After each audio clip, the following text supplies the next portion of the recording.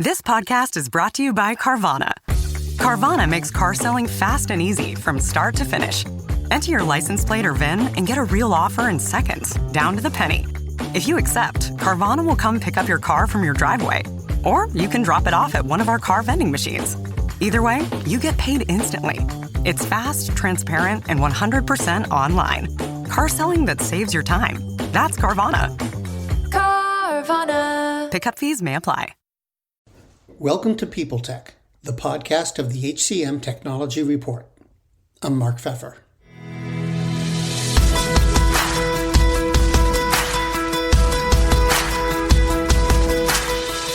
My guest today is Frida Polli, the founder and CEO of Pymetrics.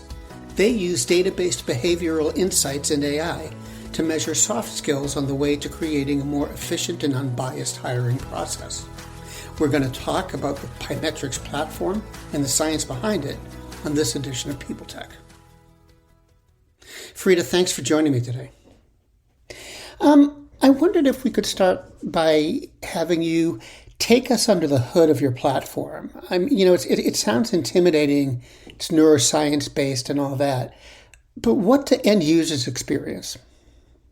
Sure, absolutely. So Pymetrics is a platform that measures people's soft skills, so cognitive, social, and emotional aptitudes that are thought to be things that are more inherent in people.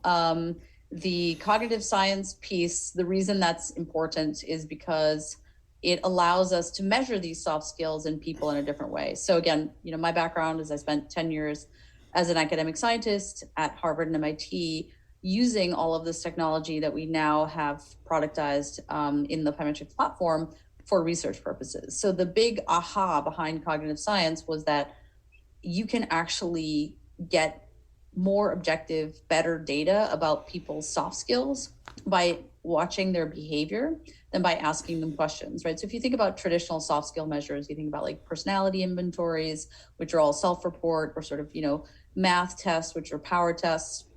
They're all basically people reporting, doing stuff, right?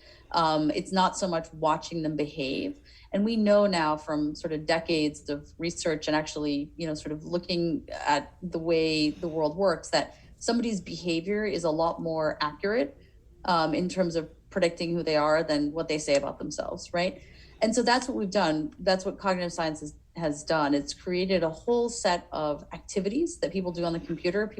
Lay people like to call them games, but essentially they're scientific exercises that people do on the computer that can measure soft skills like planning or attention or focus or decision-making or generosity or emotional sensitivity in a far more accurate and sort of predictive way than relying on people to self-report. Does that make sense? So it's there's all the fancy stuff, but at the end of the day, the basic takeaway message is that watching people do things is far more accurate and predictive than asking people to tell you about themselves, because people are notoriously bad at knowing themselves and then reporting that in an accurate way. That makes sense. When you started the company, 6 years ago, if I'm remembering right, a lot of people sort of approached it as a curiosity, but I don't sense that's happening anymore. So what changed? Yeah, look, I think a lot of things changed. I think people, I'd say a couple things. So one is people realized that there was real science behind this. I think when it first came out, I think people just kind of put it in the bucket of gamified something, and it just sounded kind of cheesy. But I think people have realized that, this is an actual scientific discipline that's been around for, decades and, is a real alternative to some of these more old-fashioned, paper and pencil personality quizzes. So that's one thing. I think secondly, so where did we learn that behavior is more predictive than asking people questions? It's actually through technology platforms. So some of the early insights on this were dating platforms. So these great stories of, people that go on these dating platforms and they say, I don't know, it's a woman who's like, I want to date a tall, dark, handsome guy. That's what their profile says. And then meanwhile, they're, messaging, I don't know, short, blonde people. I don't know, I'm just making this up, right? And so what they realize is, like, for whatever reason, people say things about themselves that aren't true, right? And who knows why that is, right? Like, we don't have to be armchair psychologists, but the basic concept here is that actually watching people and observing what they do is just far more accurate. And that helps people, right? At the end of the day, if you're self-reporting something about yourself and it's totally wrong, and then you're making all these decisions based on it, then you end up being unhappy as well as everyone else, right? So it's good to get these things right. And so that idea that behavior is predictive, I think, has permeated sort of, our understanding of many, many things. And so that's sort of helped, I think, the Pymetrics platform. And then last but not least, I think, at the end of the day, it's results, right? I mean, we've had so many successful results now with clients who, have shown that, yes, not only are they, being more efficient, but at the end of the day, they're hiring people that are better fit to all of the different roles they're looking to hire into. And oh, by the way, they're also far more diverse when it comes to gender and ethnicity and socioeconomic status and neurodiversity. So I think combination of just understanding that it's a real science, understanding that it, behavior is, really important, and also just, seeing the successes that our clients have really, I think, tipped the scale in our favor. Okay. On your website, you say that you work with audited, fairness optimized AI. That's a mouthful. Yeah. What's it mean? Sure. Break it down. Well, basically, so audited just means that someone else has come in and had full access to the platform and said, yes, Pymetrics does exactly what they say that it's just like an audit. Like you get a tax audit, right? Somebody comes in and says, did you fill out your paperwork in the way that you said you filled out your paperwork? So that's all that audited means, is that we've actually allowed someone to come in and do that. And we're actually the only platform that's ever done that. And then fairness optimized basically just means that, so when you build an algorithm is a fancy word for an equation. At the end of the day, equations can be, you can tell an algorithm is just a set of instructions. And so I think in the past, the instructions that we've given to an equation or an algorithm is just, hey, find me a person that's going to perform best in this role, right? That's great. We should absolutely do that, right? But what we do is we actually give our algorithms two instructions. We say, find me people that will perform really well in this role, and do that without bias. So we're sort of dual optimized, or we have two sets of instructions that we give all of our algorithms to not only find the best suited people, but to do it in a way that is unbiased from a gender and ethnic perspective. Does that make sense? Yep. So that's really what it means, is that we're not sacrificing either instruction set that we've given. We're actually optimizing for both. Greetings from Evergreen Podcasts. We're rolling out a listener survey, and we want to hear from you. The information in the survey will help us gather statistics and in turn make our shows more appealing to advertisers. I know most people don't like ads, but this is one of the only ways our shows make money and help keep their lights on. We promise it will only take a few minutes, but the impact on our podcasts will be tremendous. As a token of our appreciation, we'll randomly select one lucky participant each month to win an exclusive merchandise package from Evergreen Podcasts. Head to evergreenpodcast.com/listener survey to help a show and possibly get some free stuff for doing so. We can't thank you enough for the support. Now back to the show. Now, how unique is your whole approach and your technology? Are there other companies out there who are even close to, being in the same box, or? Yeah. So I think some of the things we do are not that unique. So, other platforms that I know also have this sort of dual set of instructions, which is like definitely focus on prediction, but then also definitely focus on being unbiased. Another platform called Hired Score does this as well. That's one that I'm know their technology well and am confident. And there are probably others. I don't actually know. It's one of those things that I think in the field, there's a lot of marketing buzzwords, right? And people say they're ethical and they're fair and but who knows what that actually means? It's sort of like when people would talk about, healthy foods. Well, what does that even mean, right? So I know of a few platforms that do this, but I would also say that, a whole host of other platforms don't actually do this. Like they're not being as sort of curious and thoughtful and methodical about looking at all of the inputs that go into the algorithms and saying, hey, are they helping the bias issue or are they actually hurting it, right? And that's really sort of fundamental to our platform, is really ensuring that we do that, and we take a very methodical approach to that. And so again, it's hard to answer that question, Mark. I don't know of anyone that's really come out and said, yes, we do exactly this. We look at all of our algorithms. We ensure that is no bias in them. You see a lot of buzzwords being thrown around like fair, but fair actually has so many different meanings that it doesn't ultimately mean anything. The fact that we are unbiased is actually something that I don't see a lot of vendors saying, in part because it's pretty hard to actually achieve. Now, let me ask you one more question about about the platform. Yeah. You talk a lot about transparency, Mm-hmm. and you use the phrase transparent technology, which I thought was kind of cool. Can you tell me about that? What's the thinking behind it, and what's the purpose? Sure. Yeah. So, I mean, it's back to sort of why would we do an audit, right? Like, we actually had a group of academic researchers come in and we gave them full access to the platform, and they got to look at the data, they got to look at the code, they got to look at everything, right? Well, why would we do that, right? It's all about transparency, right? It's one thing to say I do something. It's one thing to say, oh, all this great stuff that I just told you, like I optimize for lack of bias, blah, blah, blah. But if no one has been able to come in and shine a light on that technology and say, are they actually doing what they say they do?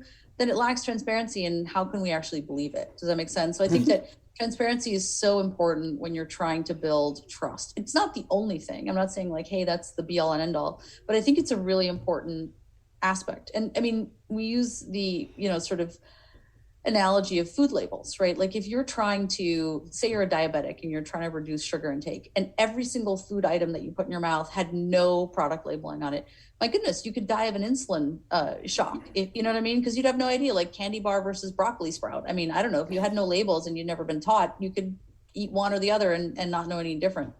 And so that's really what it is. It's just providing labeling to the technology. And also, again, these nutritional labels that are on food products have an outside agency that comes in and says, yes, that's actually true, right? It's not the manufacturer of the food gets to put whatever label they want. And so it's really that dual process of having some sort of third-party verification, as well as having some, labeling, factors that you're putting on your tech that I think is super important. And I mean, just on this note, there was a piece in the New York Times today talking about a group of companies that have come together to create a, bias auditing framework.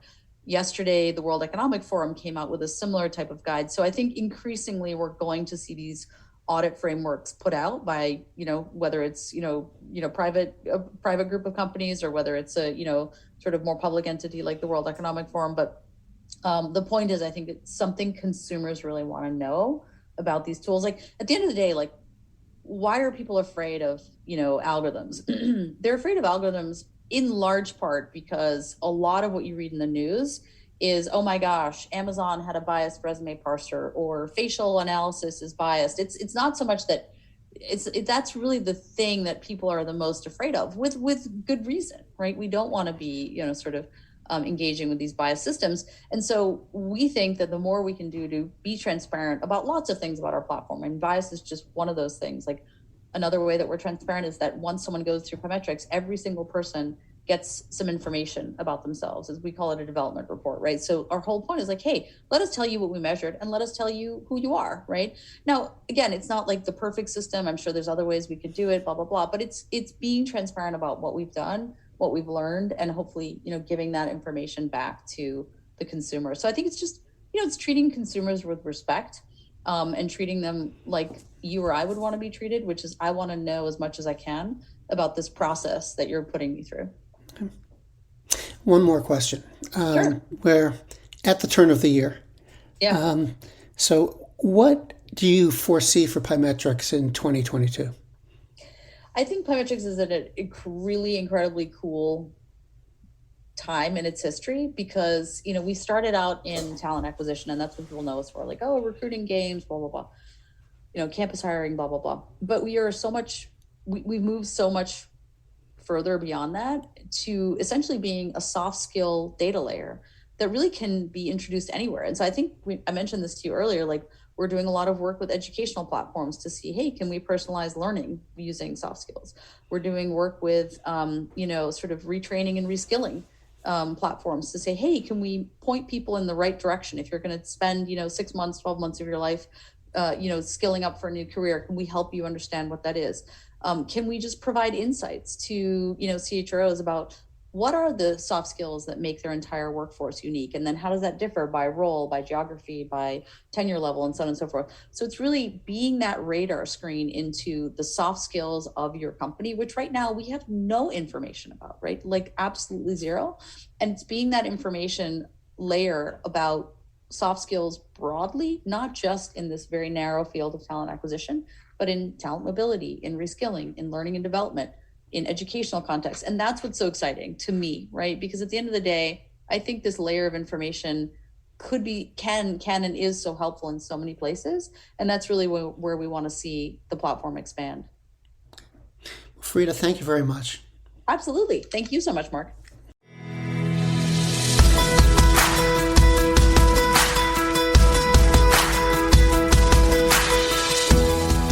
My guest today has been Frida Polli, the founder and CEO of Pymetrics. And this has been People Tech, the podcast of the HCM Technology Report. We're a publication of Recruiting Daily. We're also a part of Evergreen Podcasts. To see all of their programs, visit www.evergreenpodcasts.com. And to keep up with HR technology, visit the HCM Technology Report every day. We're the most trusted source of news in the HR tech industry. Find us at www.hcmtechnologyreport.com. I'm Mark Pfeffer.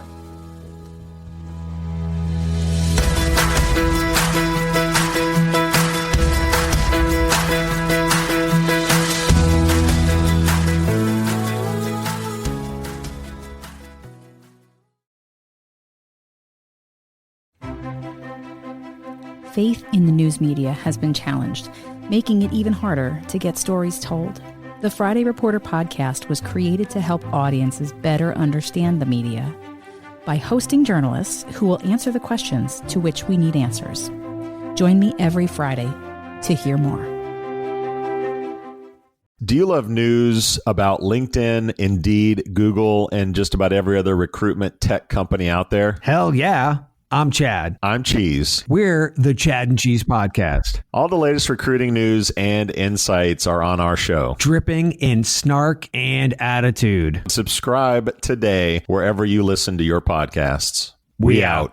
This episode is brought to you by LifeLock. It's Cybersecurity Awareness Month, and LifeLock has tips to protect your identity. Use strong passwords, set up multi-factor authentication, report phishing, and update the software on your devices. And for comprehensive identity protection, let LifeLock alert you to suspicious uses of your personal information. LifeLock also fixes identity theft, guaranteed or your money back.